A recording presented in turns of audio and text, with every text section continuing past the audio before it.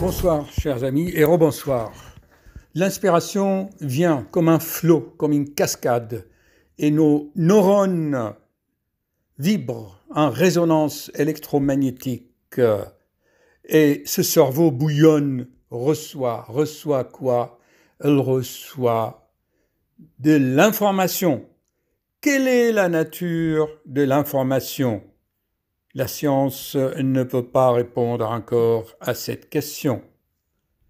Mais moi, merci, chers amis, de vos compliments. Il suffit de réfléchir par la bioméditation sur le vivant, le processus de la vie. Je vous avais fait une super vidéo là. Développer votre intelligence par la réflexion nature, quelle est la nature de l'information, et par analogie, je vous expliquais que vraiment l'information créatrice est invisible, immatérielle. Au commencement était le verbe. Et pour vous l'expliquer, regardez, voici une imprimante 3D.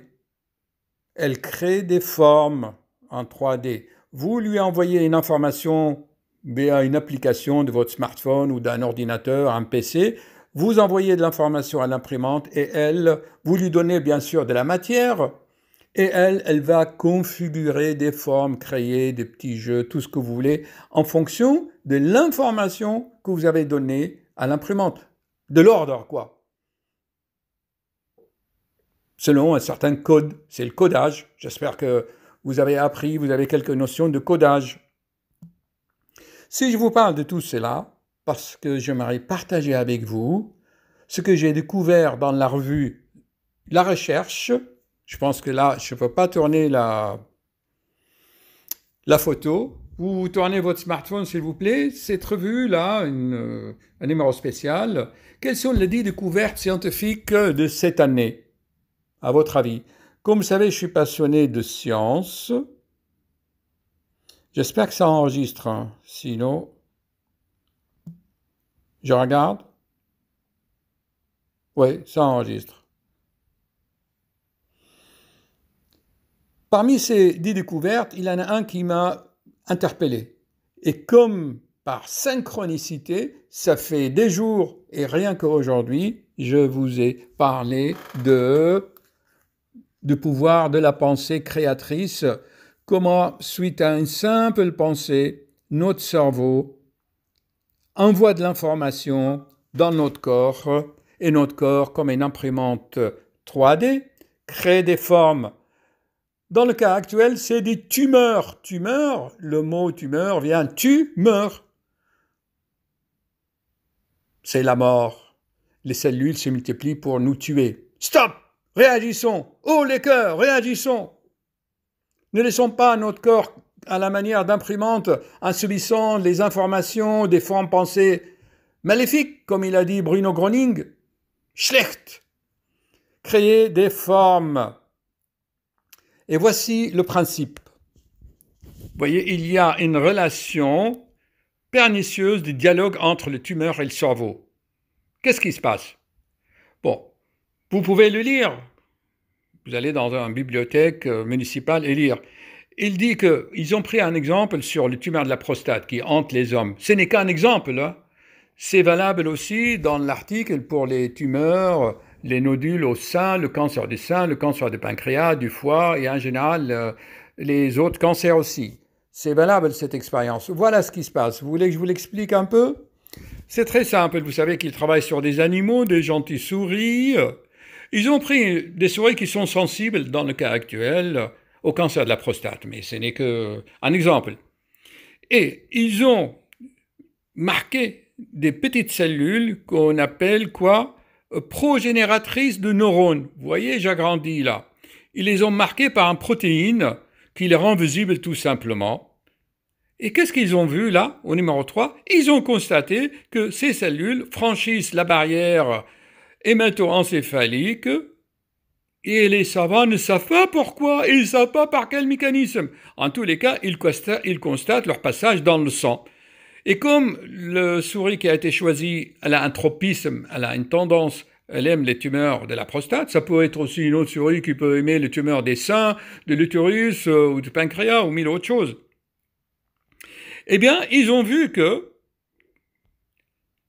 les cellules arrivent et deviennent matures et ils croissent. C'est incroyable, non? Et comment ils font? On dirait que ces petits neurones,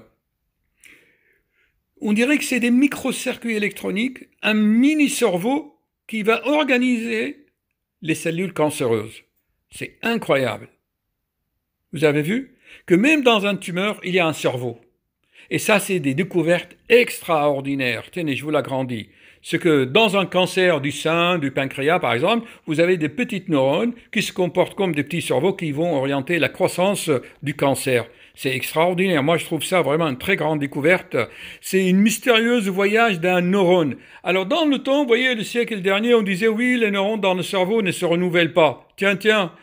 Maintenant, on sait qu'ils se renouvellent. Et moi, ça fait des années que je vous le dis, c'est à partir de bulbe olfactif. Alors, voici la découverte. Qu'est-ce qu'on peut en déduire pour la pratique?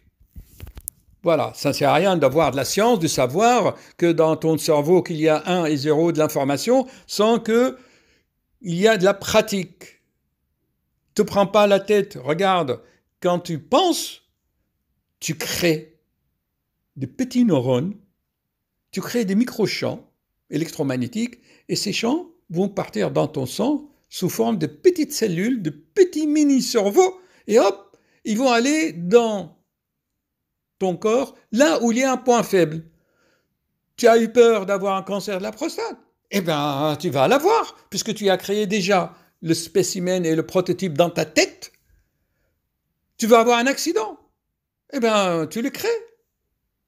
Et automatiquement, ces cellules vont orienter tes jambes et tes bras et ta voiture vers un endroit où tu auras ta peur, tes phobies. C'est toi qui crées. Est-ce que c'est clair maintenant? Quand tu veux une chose, tu le crées et tu l'as. Mais seulement entre le moment où tu sèmes et le moment où tu récoltes, tu as déjà oublié le semail. Tu vois? Et ce que tu récoltes n'est pas la même chose de ce que tu as semé. Tu comprends? Ça, je l'ai expliqué dans beaucoup de mes vidéos. Alors, voyons, je reviens vers mes photos.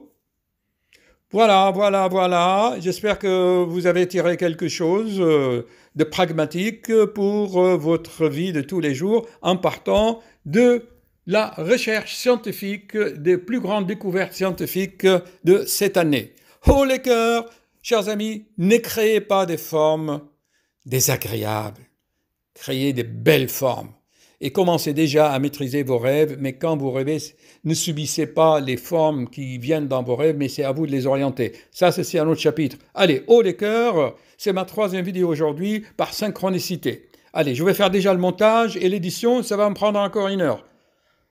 Bonsoir, chers amis.